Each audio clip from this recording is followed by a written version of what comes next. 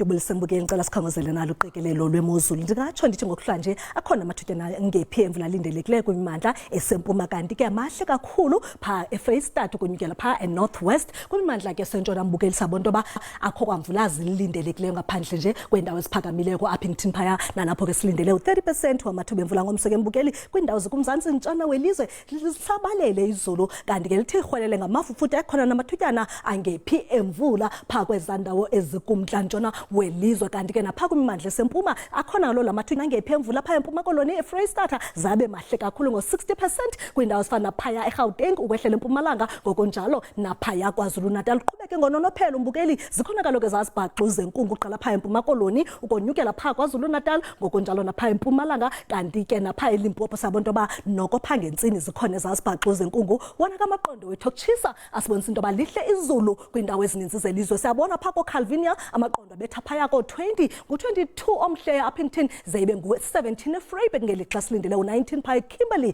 naseBloemfontein kanti ke xa sijonga pha eMthatha noko amaqondo amahle ngo-16 ngokunjalo naphaya eKoma nathathise ke ngo-24 eThekwini ngelixa ingu-22 pha eMpangeni naseRichards Bay phaya xa sihlabula mgama ke Mbukeli sijonga uba izinto ziminjani nangomso ndingatsho ndithi noko kuthanda utshisa ngo-39 eVredendal kanti ke pha eCalvinia nakhona yatsho laa nqatsini yelanga engu-38 awusindanga ke kulaa nqatsini yelanga ukuba ngaba uphaya Uppington nalapho amaqondo nakhona ebetha ku-38 ku-36 eRhafu zeibe ngu-34 eKaladokhwe kanti ke kufudumele kakuhle phaya eKomani phaya ngo-31 ngu-28 eMthatha kanti ke napha koqumbu konyukela koTsolo sabona into yoba lihle izulu ngo-28 u-27 eSajonis naseRhawutini sekufudumale ngo-32 eMusina kamnandi wethu.